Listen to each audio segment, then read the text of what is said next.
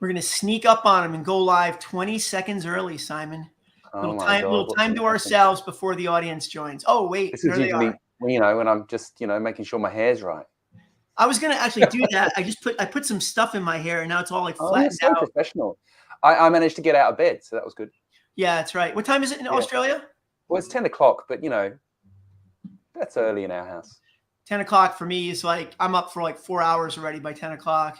Oh, mate, what's wrong with you people with the getting up early? That's crazy, man. Let's see who we got in the house here. Tom and Rick and Sandra and Wild Albatross. Awesome. Thank you all for being Wild on. Albatross. It says Wild Albatross. I just saw, I saw Alba and I was thinking, I could have gone either way. I could have gone Albacore, if I was thinking. Yeah, well, because isn't Alba the original name of Scotland? Yes, he's from Scotland. That's right. I apologize. It is. She. Michael, she. There we go. Lass. Oh my gosh. You're really killing it. Zach and Michael. I'm trying to say hello. And Hilly and Jeff, thank you all for being on here. All right, let's get started. We're going to try to stick to the topics better tonight. And Simon's going to try to, we've actually set something up across the globe where every time I talk for too long, I get a little shock. Simon can deliver a little shock to me. So yeah, it's attached. Bluetooth. It's Bluetooth. All right. Hey, Dennis. Ian, how's it going? Morning from Melbourne. You have somebody from nice. He's up. All right. So Simon, we're going to talk about the best double albums of all time today. So I'm going to let you do your thing, but I'm just going to set a couple ground rules here. Okay. So no greatest hits albums. So those of you that are getting your list together, don't put any greatest hits albums in there because obviously if greatest hits albums were in there, that Beatles 62 to 66, Beatles 67 to 70 would be 1 and 2. I think would pretty pretty easy. Good. The Beatles. Yeah, those Beatles are. And then we're still the verdict's still out about live albums here. When I get to my list, depends which live album. Yeah, it depends on which live album exactly. Right. Yeah. All right. So go ahead. Tell what's going on. What does your list look like? Yeah, well, I've got quite a few pretty standard ones, I guess, in there. I pulled some of them out of the rack. Let's put this one. Let's not talk about this one yet. Okay. All right. I've got. I quite like this one. I was addicted to this one for a long time. As a teenager, I think there's something quite teenagey about Pink Floyd. Would you agree? Yeah, I think so, for sure. Like certain songs like, what's the one, Young Lust? Is that the song called? Did I get that right? Young Lust? I don't know. Is there a song but called this Young one, Lust? I'm losing my mind. This one I listened to like a lot. And I also listened to Dark Side of the Moon a lot. I was really, really into the Pink Floyd thing. There was also a girl involved, but that's a story for another time. So I quite like this one. What do we think of The Wall by Pink Floyd, everyone? We got any interest? Jeff says that kills Frampton Comes Alive, Speak of the Devil, and Kiss Alive. So I don't think in no model of the universe would there ever be any Kiss album on here. Sorry, Jeff. Love you, brother, but I mean, Kiss. What is the only good thing about Kiss Alive is they've got a song called Christine 16. I mean, that, you can't go wrong with that. But other than that, I don't know. I mean, Detroit Rock City's not even on that, right? That came out before Detroit Rock City came out. Before the album. What's clever about that title though, Mark? Christine 16. It kind of rhymes. It does rhyme, yeah. Strutter's a good one too. Anyway, so yeah, I've already spent way too much time talking about Kiss. But Speak of the Devil. Who's Speak of the Devil? I don't know that. Is that Alice Cooper? No, I know Alice Cooper's albums. I don't know. I don't know who that is. Jeff, tell us who that is. What I do know is that there's a number of tunes on here which are awesome, and the old vinyl stuff is just great. I mean, that's just awesome, isn't it? Yeah, I like the liner notes, just sitting there reading everything. Oh, Ozzy, Speak of the Devil. Yeah, so Ozzy, of course it's Ozzy. Didn't it? What was I don't even know what I was thinking. Yeah, this one definitely is in my top 10 list. This one, I'm not sure if I'm allowed to show this one quickly. You can show it. Yeah, show it. It's fine. I mean, I'm gonna say like 20 things that are way more inappropriate than that album is this evening. So. There we go. That's a safe for work one. You're not even in camera right now. You're like kind of you're teasing them off to the side. There we go. It's Jimi Hendrix. That's a great one. Yeah. Ladyland, of course. which has got some awesome stuff on it. It is a bit, you know, a bit choppy in there. Like there's some awesome things on it. And then there's some, oh, we were just hanging out at the studio and this is what came out stuff on it. What do you think about that, Mark? Yeah, I like 1983, A Merman I Shall Never Be. I like that one. That's when it goes bam, bam, bam, bam, bam, bam. That one's got a nice solo in it. There is I think on side 3, I haven't listened to it in a while. I don't listen to albums anymore with all the, you know, the way we consume music these days. But there is one where Steve Winwood's on it and they're just kind of doing a jam, and he's got a weird effect, like a rotary sound on his guitar, and I'm not really into that. Like that one's kind of And that's a great point you make. So one of the things that really, we're talking about the top 10 double albums of all time. So it's tough to be consistent from beginning to end, but we have to think about albums that are, you know, that are really consistent throughout, that, you know, have at least 10 good songs on them. I mean, the first, you know, the first side of this, when you've got Crosstown Traffic and Voodoo Child, that's just awesome. I love Long Hot Summer Night. Burning of the Midnight Lamp, all that stuff is just fantastic. Yeah. I'm a big fan. Now, other double albums that I forgot to pull out. There's one I forgot to pull out is The River by Bruce Springsteen. Yeah, that's great. Hey, let me say something about real quickly about Electric Ladyland. So here's the thing.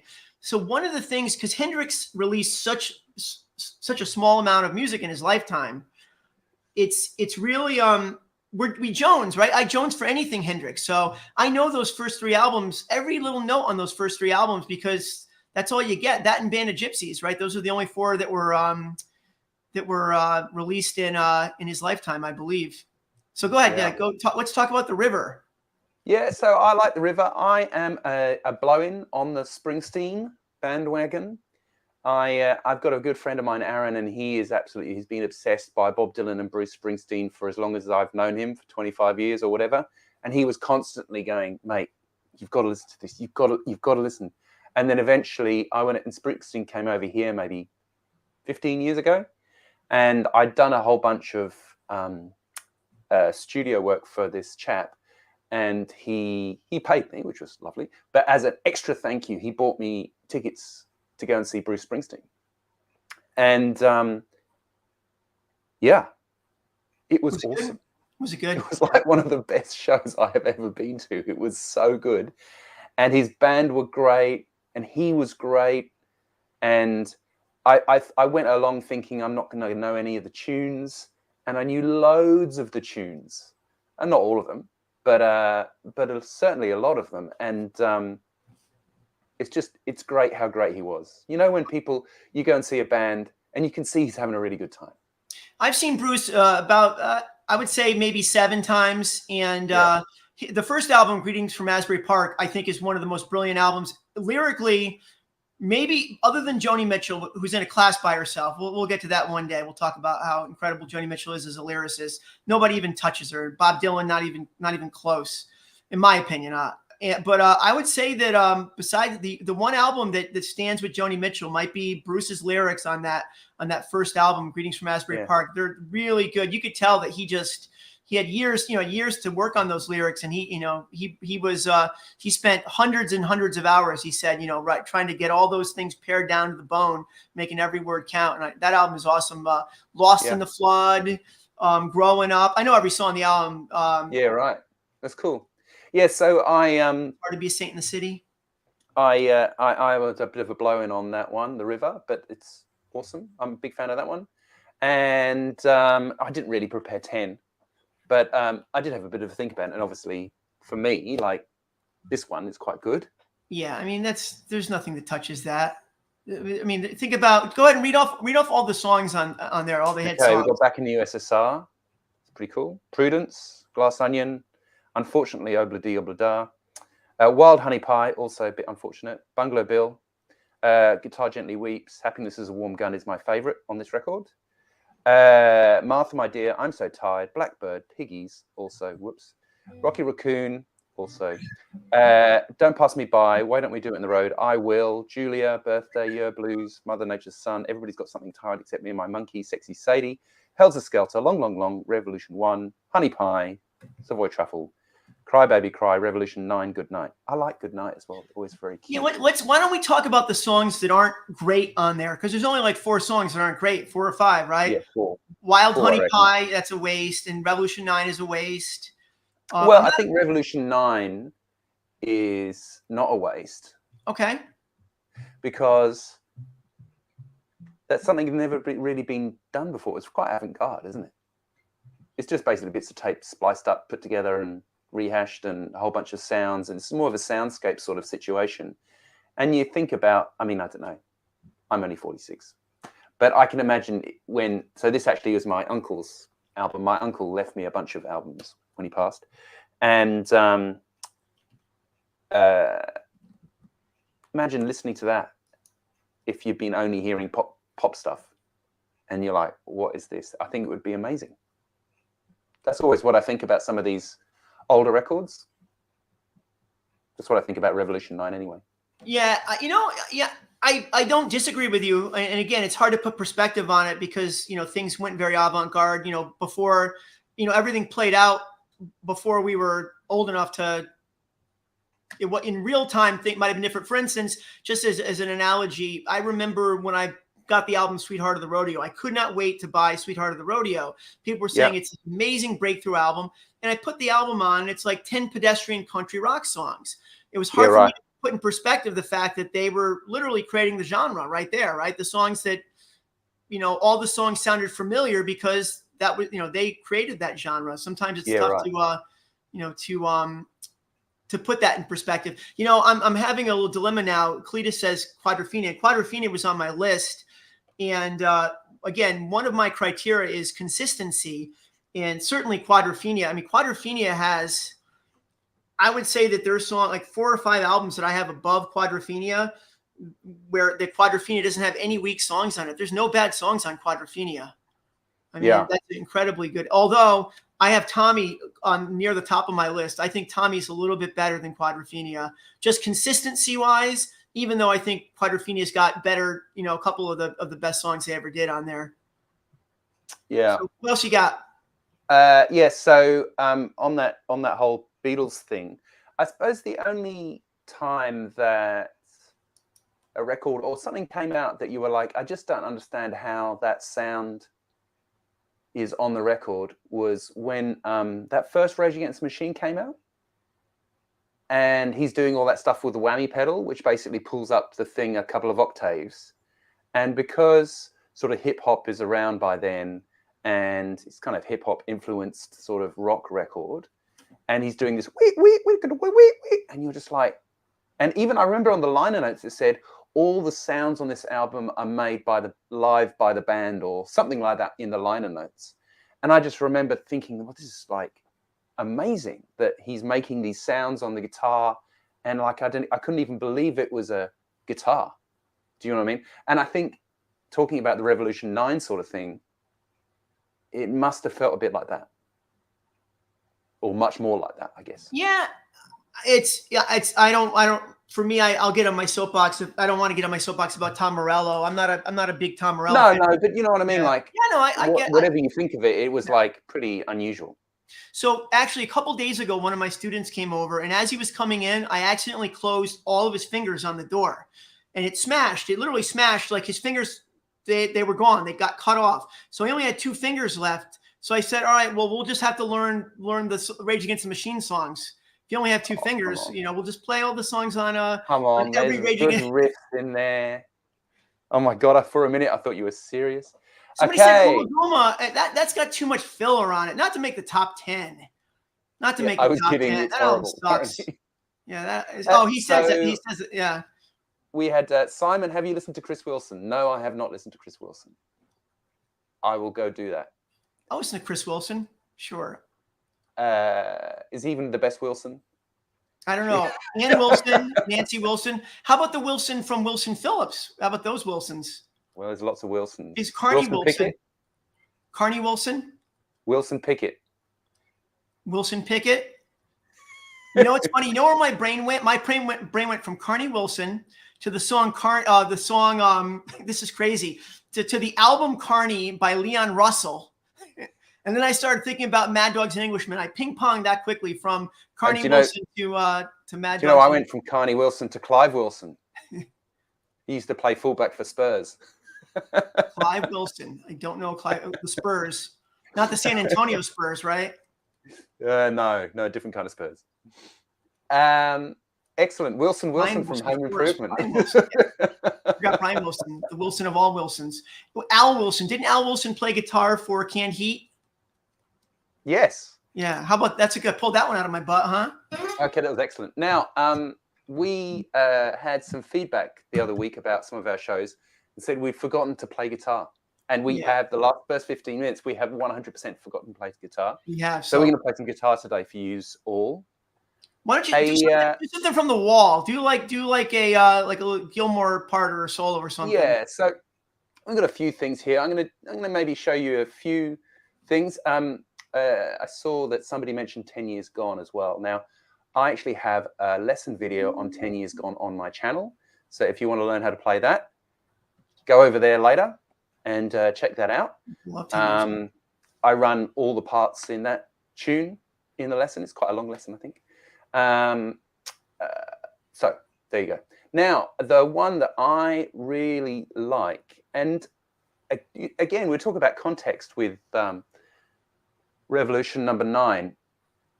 When you listen to Another Brick in the Wall Part 2, and you have your This Is a Rock album, you kind of forget that there's disco and all this sort of stuff happening at the same time. And then, but if you put your disco hat on, nice, sparkly, shiny, silver one probably, and you listen to the rhythm guitar part, you hear this. And so if you think of The Wall, you know, you're... Nice. We'll talk about that in a second. Yeah. But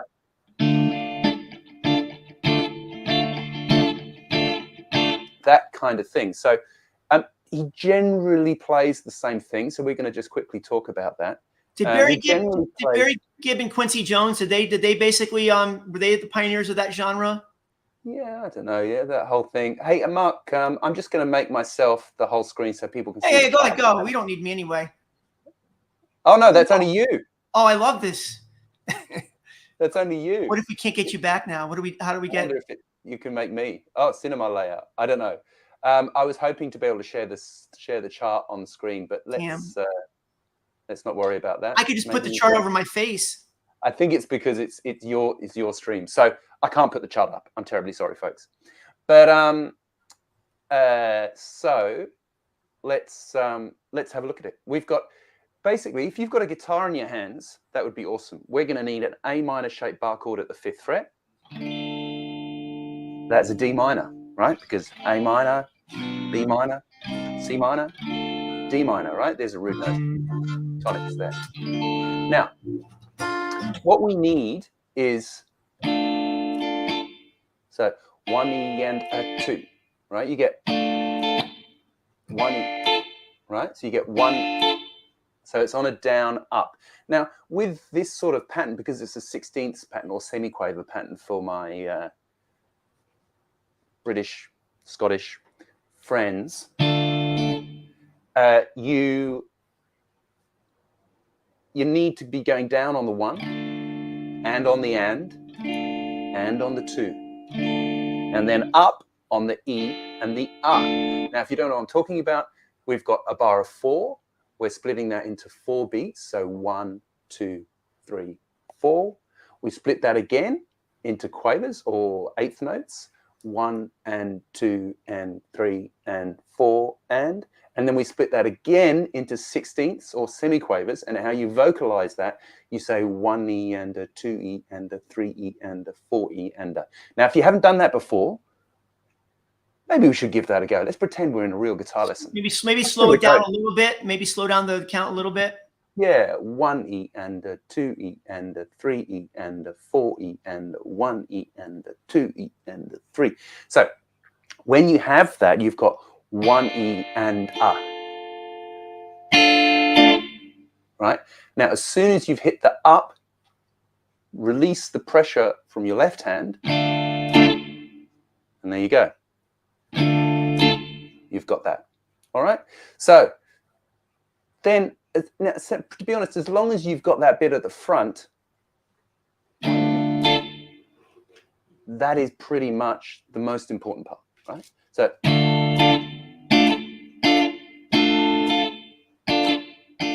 right? So you got 1 E and up. Now, then sometimes he fills the bar up.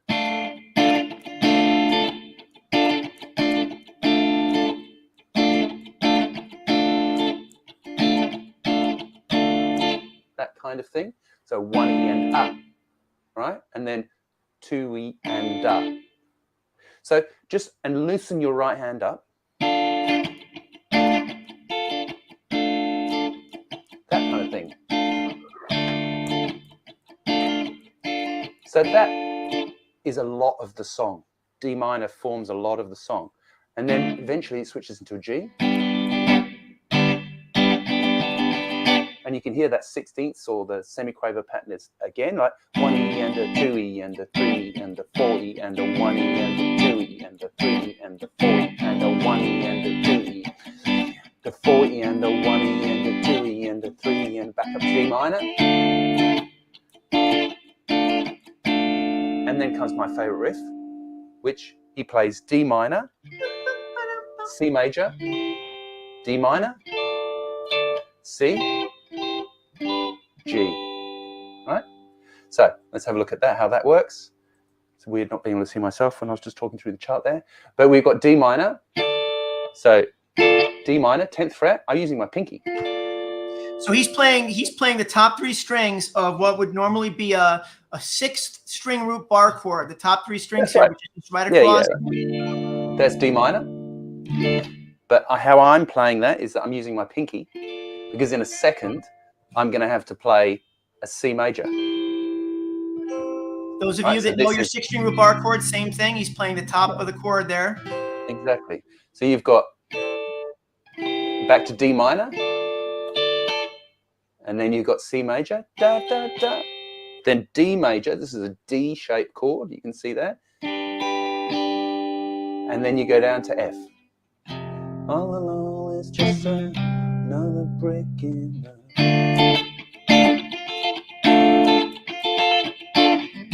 Right? So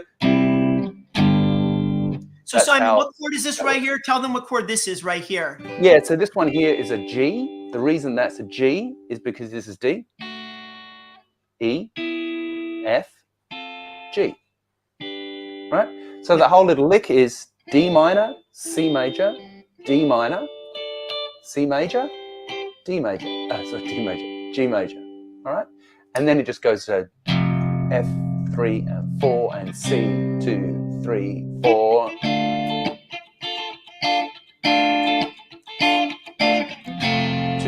Three, 4, 2, 3, 4.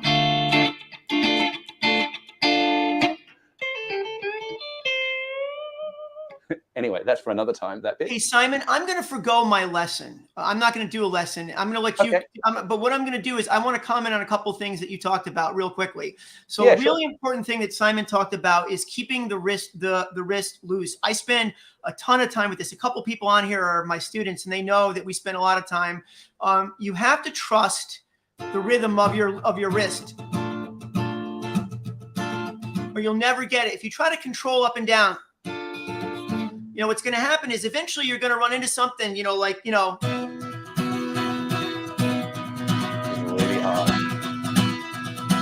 or even faster than that. And you're not going to be able to do that. And you're going to get tired of going up and down like that. And you're going to fall out of time. So whether it's practicing on a simple open chord, you know, down, down, up, down, up, like that, make sure that you're constantly going down, up, down, up, down, up. And one thing that I show on this, and I'll do this real quickly, is, you know, everybody's least favorite song, Wonderwall. It goes like this. That's actually hard. Now, if I put my hand over the guitar right now, watch this. That's what I'm doing. I'm just choosing when to play, when to accent, and when not to play. But my hand is constantly moving up and down. The second thing is, those of you that are delving into intermediate, Simon was playing a lot of triads, you know, the 3 notes that make up a chord. Those of you that know a little music theory know that all of our Western music is based on what's called tertiary harmony, thirds, right? We stack thirds, and those are the sounds we love. Those make up chords. And whether you want to learn the cage system or learn the way I did, which was just learning the triads up and down, it's really good to know, at least know your triads on your top 3 strings. You can get a lot of mileage. It's good to know them all, but you can get a lot of mileage out of that. And what Simon showed right there is a great example of that. And you can also solo. When you start soloing, if you're going to solo over a G chord, like, hey, I remember Simon taught me a G chord here. You can use that when you solo. Go ahead. I'm sorry. Go, and we would, and that kind of thing, Yeah. Little arpeggios like that. So imagine if you've got like an A major underneath. Let's put an A major in.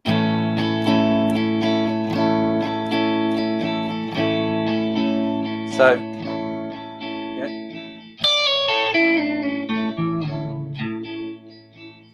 how cool is that? Sounds great. So it's a really easy way.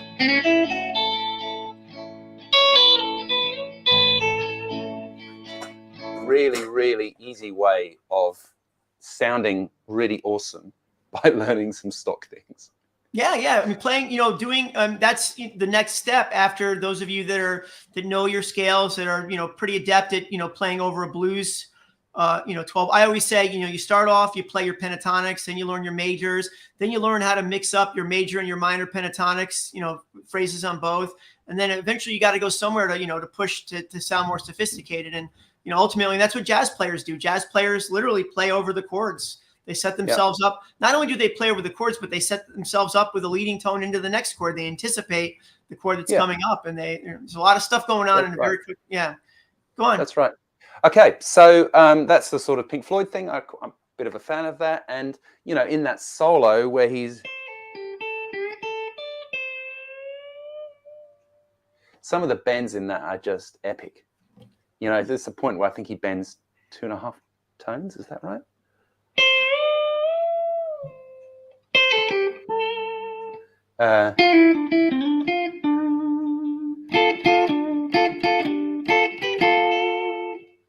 Yeah, that's the one.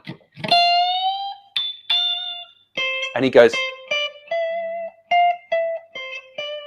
but all with bends. I don't know if I can get it. And not just bends, articulating. See how Simon articulated those notes very specifically too. He got a fat tone with the middle of the pad of his finger there. Yeah. Yes. Anyway, so that's cool. The other thing I was thinking of showing you guys is the very opening line in All Along the Watchtower by Jimi Hendrix, Bob Dylan / Bob Dylan. Now, he on the record, he tunes down half a step. I'm just going to basically not do that. God, so, I wish we had one of those things that went like this. If we had one of those, I'd be right now. I wouldn't be stopping. I'd be going over and over. So that thing is basically we're going to play.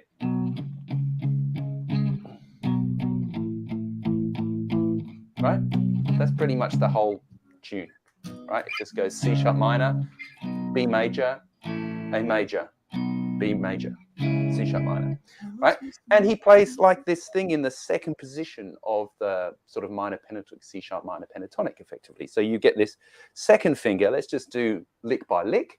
We're going to slide into 13, and then we're going to play 12, and we're going to bend 14, a full tone 4 times. Now, so maybe have a go at that. So we've got.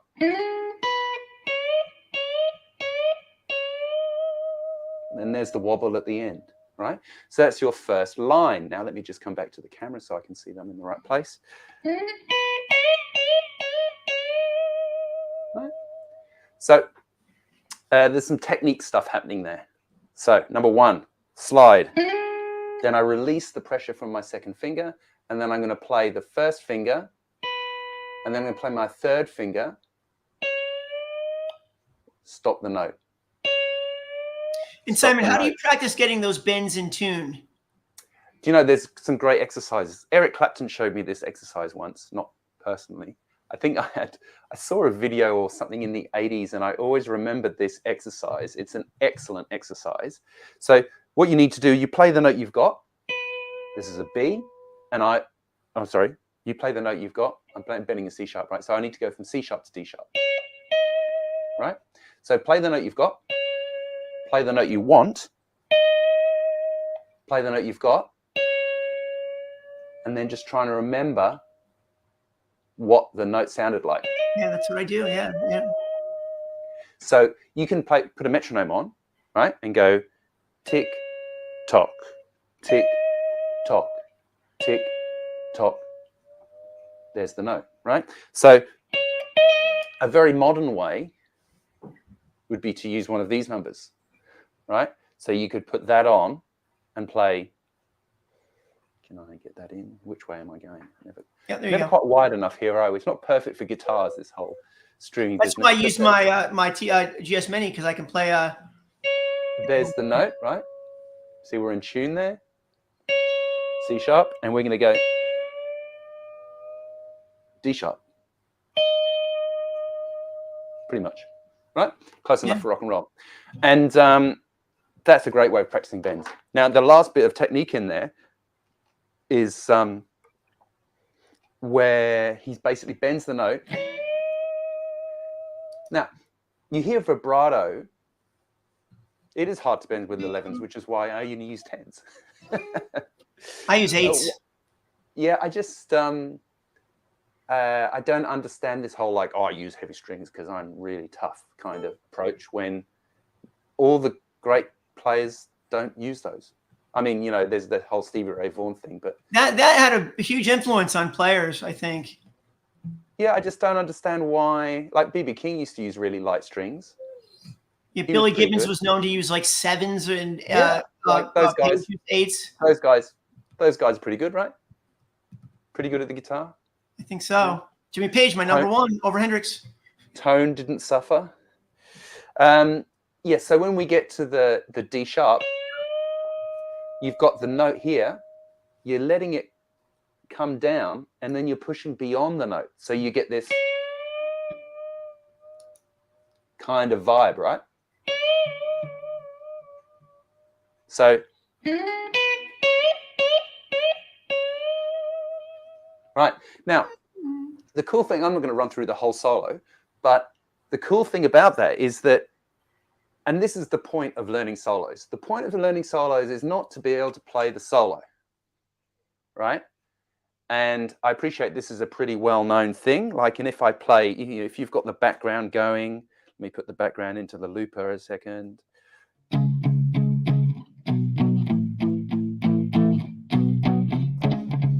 Yeah, and you play.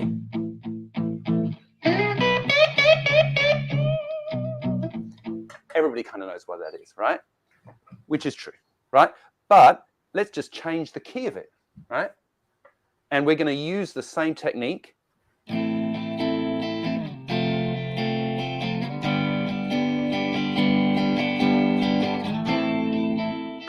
Right? So I just played, we're in the key of A minor. A minor. Right? But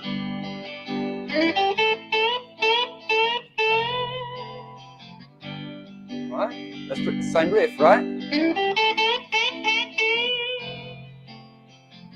Let's change it up a bit.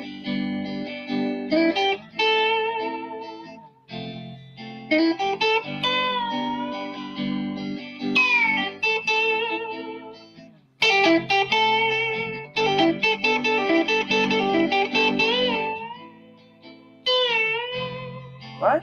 So, you know, you can get a lot out of these licks, but just learn one lick, but then just work it around so that it sounds like you, or it sounds like something that's completely different. And that's why you learn guitar solos, not to be able to play the guitar solo. That's what I think anyway. Yeah, I agree. I mean, there's a few solos I think that are good to learn. There's techniques in some, but yeah, for the most part, I think I won't say it's a waste of time, but it's a tremendous investment of time to learn a solo note for note. I mean, I spent how many hours I spent trying to learn all, Cliffs of Dover, which I'm not even a shredder. I mean, for me to, just to spend hours, trying to get those up to whatever it was, 200, 16th notes at 200 BPM, ridiculous. Yeah. So yeah, I'm not for that sort of. That's not my vibe. But I think learning those solos, and there's always something in every solo. Like the reason it became popular is because it's got something in it. And I think you learn a few licks, and hey presto, Simon, give us your top 10 albums here. Just try to. I know you didn't really put them in. I didn't really write. Yeah. So like I said, I like The River. I like. There's another one I really like is Rattle and Hum. Great. I really like. Well, those three I showed you: the Hendrix, the Beatles, and the Pink Floyd. One which we haven't really spoken about is Layla. Yeah, we didn't talk about Goodbye Yellow Brick Road either. That's got a lot of great songs on it too. That's got some great songs. But Layla, talking about riffs, seriously, that is. You know he plays it up here? Yeah, the other one. No. He actually the first riff he goes on the album apparently. I don't know. Really? And then because if you get that, that's really pretty fun. That's a little fun sort of thing to do that you do. Let's see if I can get this right. Oops, he says getting it wrong. So let's have a look if we can get that right.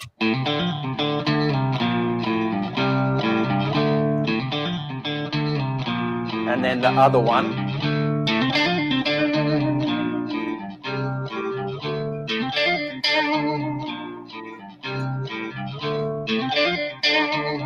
Right? Yeah. And then the big one.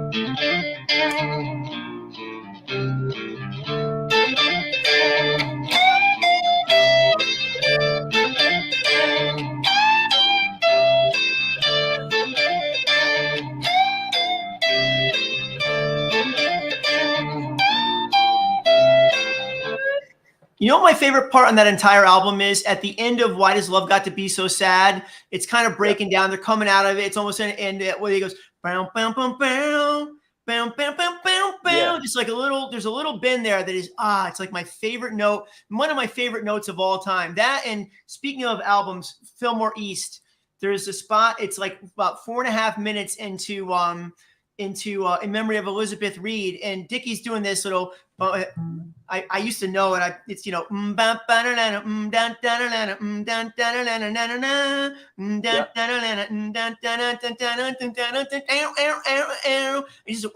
it just keeps bending. Oh, I love that part too. I listen to that over and over. It's just, I love Duane Allman, but I like Dickie's playing better. I just think his solo in Blue Sky, I think, is more melodic, more.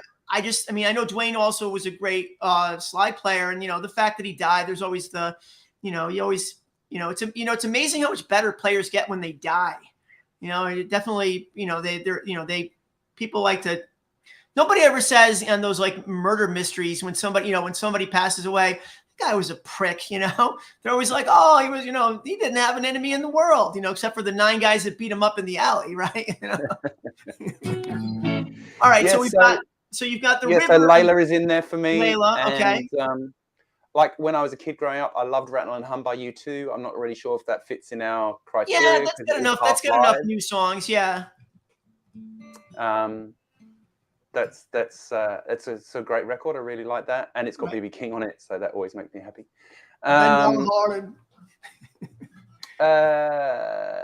You've obviously got the White Album right in there. White Album, yeah. Those three, so the Beatles and the Pink Floyd, and I do like Tommy, and I like what else?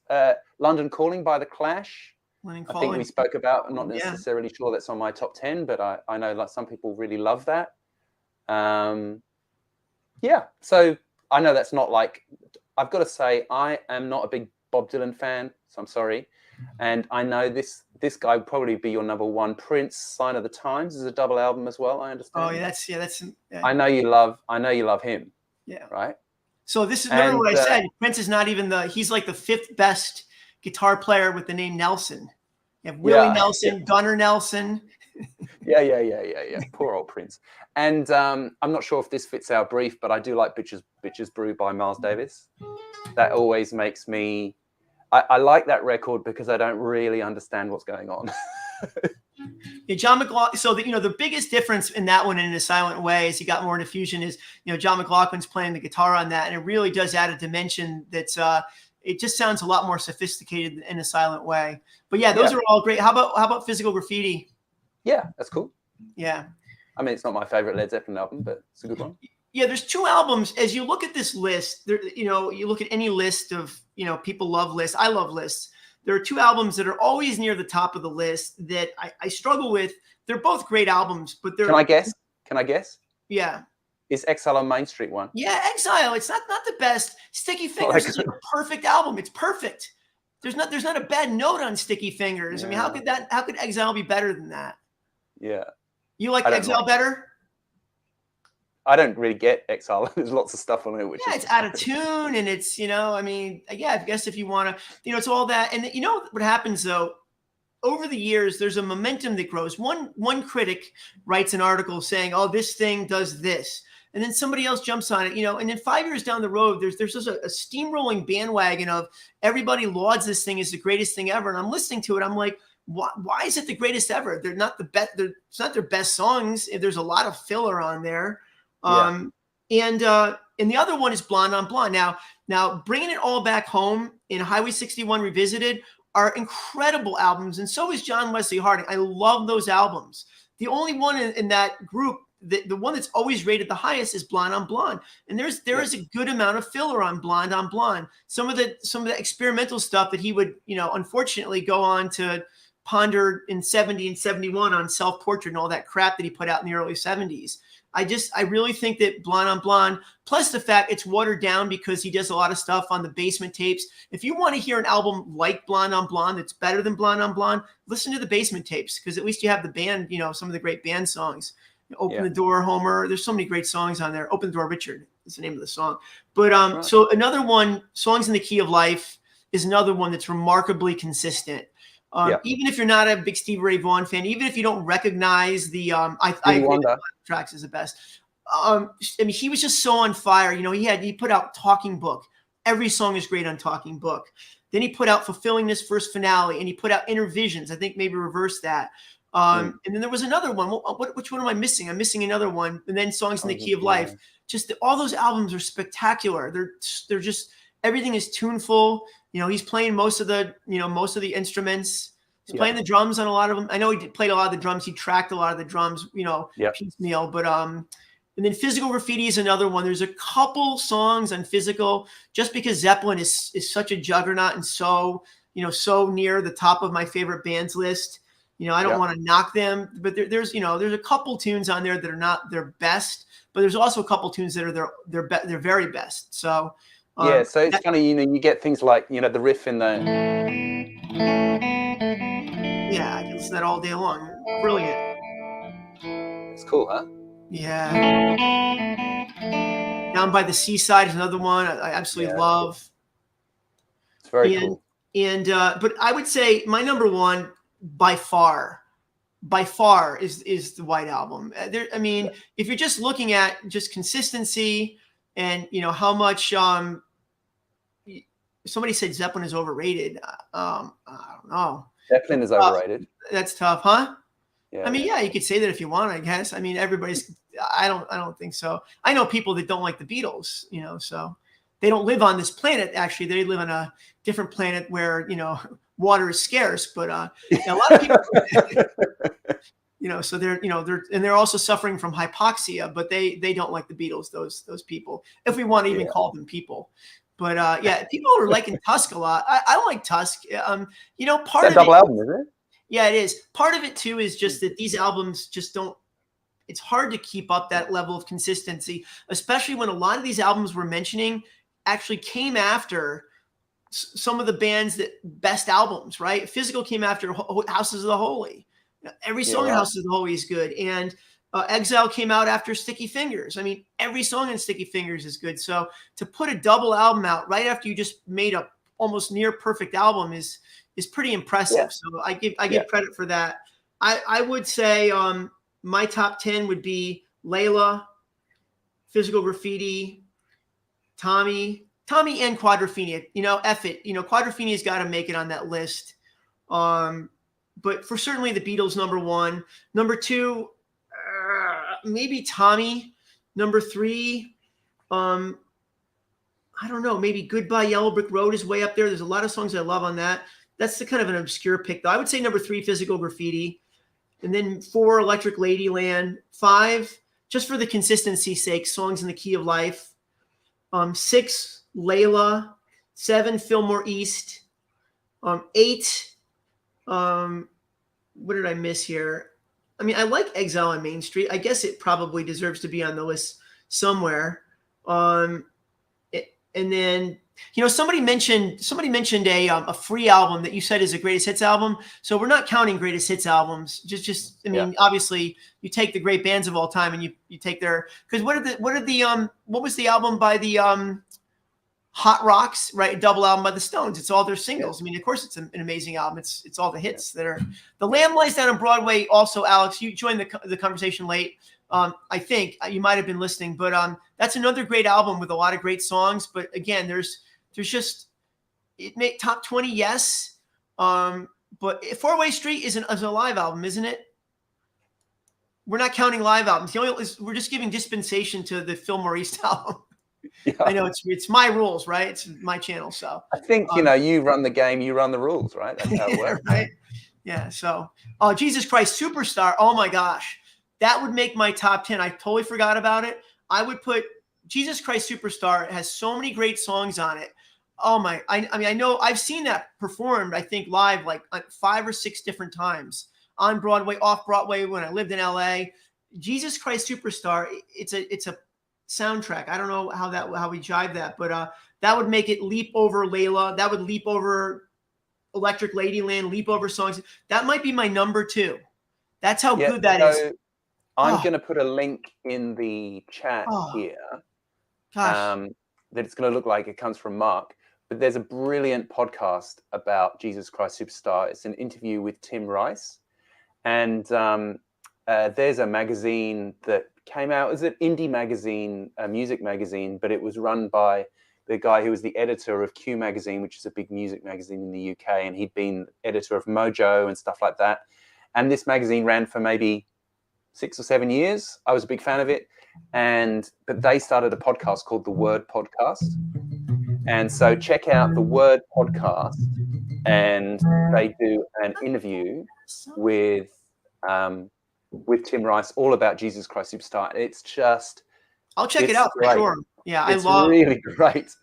And it's all terribly British as well. It's hilarious. You've got the overture, it starts incredible. Then you've got Heaven on Their Minds, and you've got the song. Ian Gillan is on the original cast. What's the song that comes third? That's my favorite song. I can't even think of the.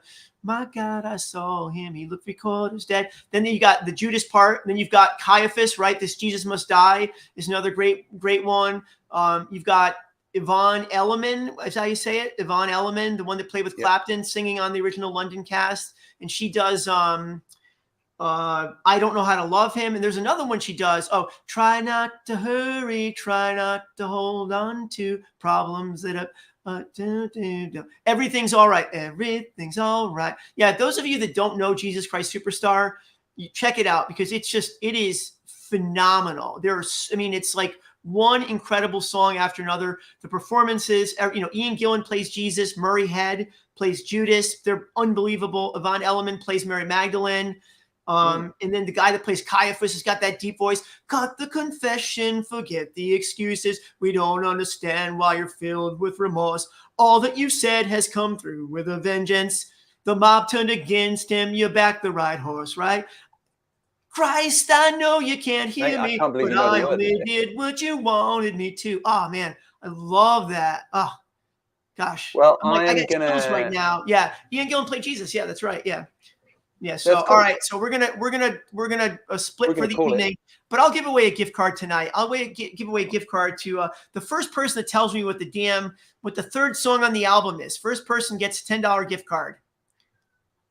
The name of the third song. Third song, yeah, the one that Jesus sings. I can't believe I can't think of the name of it. Because first it's Heaven on Their Minds. Dun, dun, dun, dun, dun, dun, dun, dun. And then the one that Ian Gillan sings. I can't believe I can't think of it. Can't stand. Yeah, I don't like musicals either. Lass, I don't like musicals at all. But this is one. Get the original London cast of Jesus Christ Superstar. I promise. It's just like a rock album, and you will be. I mean, I was blown away. I can't say you'll be blown away, but you might be blown away. It's that good. There's just so many great songs on it.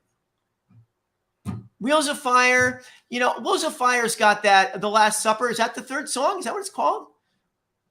The Last Supper. That's not the third song. No. What's the third song? I can't. I've Googled. No, not guess the name. No. What is the third song? Jeez, I can't believe I don't remember. Hold on. Jesus Christ. Here we go. Do you want me to tell you what it is? No, well, I'm looking at it right now, so I'm going to know what it is in about 10 seconds. But what's the third one? What is it? It says, "What's the buzz?" Oh yeah, of course. What's the buzz? Tell me what's happening. What's the buzz? Why should you? And Ian Gillan comes in. Why should you want to worry? Oh yeah, that one's incredible. I love that one. Neil Lowy wins the prize. Yeah, Neil gets it. Good. You win $10. Hey, Neil, email me, markabernally@gmail.com. You guys were awesome tonight. Really good chat. So number one, the White Album. Number two, what we could say, Tommy's close, right? You and I both had Tommy way up there. Tommy snuck in. Yeah. Number three, Physical Graffiti or Electric Ladyland, 3-ish, both of those. Yeah. And then you and I both had it's funny that we both had The River and we both had Layla. Layla would be way up there. Layla, I love that. And Blind on Blonde we both didn't have on our top 10. Where would you put Exile in the top 10? I bet you I could find. No. You know what? I like Lamb Lies Down on Broadway better than I like Exile on Main Street. I would rather listen to Lamb Lies. I would rather listen to not Umaguma, definitely not that, but I would rather listen to I certainly would rather listen to The River or Goodbye Yellow Brick Road. I mean, those albums are great. If you don't know Goodbye Yellow Brick Road, listen to that one too. I mean, that's an amazing album. Elton John, again, same thing. He was in Fuego at that point too in the early 70s. He could pull off a double album because they were just writing great song after great song, right? Yeah, All right. Good night, all. Thank you so much. We really appreciate it. And if you're in Australia and you're a dad, happy Father's Day, I should have said. It's Father's Day in Australia? It is. Oh, happy Father's Day. I didn't know that. Oh, that's all right. It's my dog Buddy's. It's a bit different over here. It's all good. It's my dog Buddy's first birthday too. Oh, good on you, mate. Big deal. Yeah. He doesn't know it. No. But we will see you next time. If you've been watching on replay and you hung out all this time, good on you. Thank you. Appreciate that. Now, what you must do absolutely is give the little like button a bit of an extra. So do that now. I'll give you 3 seconds. 1. Hit the like. 2. Are the likes going 3. up? Hit the like button. Brilliant. I didn't even hit the like button. Jeez. And watch my video tomorrow. My video tomorrow, a little teaser for you, is called Conquering the Hardest Song Ever. Ooh. That's my video tomorrow. Tell me that's not. It's my first clickbaity title. But I deliver. I deliver. All right. Good night, all. Okay, guys. Thanks so much for checking out our stream today. Do subscribe if you're not already to Mark's channel and to my channel. I'm at Simon Morel Guitar, youtube.com/Simon Morel Guitar. And I will see you soon. Be safe. Mark. Most important thing, be safe.